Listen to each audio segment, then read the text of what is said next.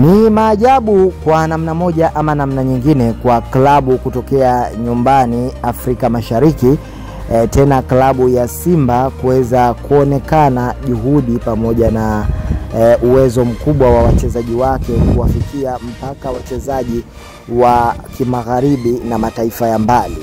Yes, mimi nikukaribishe wewe shabiki ambaye ndio kwanza unajiunga nasi, kabla hatujaenda kuyachambua na kuyazungumzia yale yaliyotokea kwenye viunga vya michezo na burudani. Hakikisha kwamba umejiunga nasi hapa kwa kuweza kugusa maandishi mekundu hapo chini yaliyoandikwa subscribe, ili usipitwe na kuachwa na habari moto za kimichezo na burudani kila siku.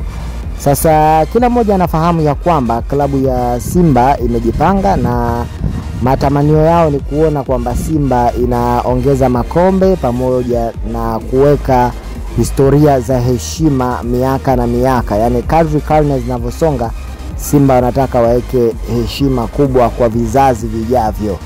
Yes, kubwa ambalo watu wengi limeweza kidogo kuwashangaza ni mara baada ya aliyekuwa mchezaji mkongwe wa klabu ya Real Madrid, hapa namzungumzia Karim Benzema, ambaye hivi sasa ni mkongwe kwenye soka na ni mchezaji ambaye ukitazama zaidi kwenye historia yake pamoja na yale ambayo ameweza kuyafanya klabuni hapo, basi amefanya mambo makubwa mno. Sasa mchezaji Steven Jeze Mukwala, ambaye yeye ni maarufu zaidi ukitaja wachezaji wanne wanaozungumziwa zaidi klabuni Simba, huwezi kuacha kutaja jina lake. Sasa pongezi kubwa zimeenda kwake mara baada ya video mbalimbali kusambaa mitandaoni zikimuonyesha namna ambavyo amekuwa akifunga magoli yake na namna ambavyo amekuwa akicheza kiufundi katika dimba la golikipa. Hii imemvutia sana Karim Benzema mpaka kufikia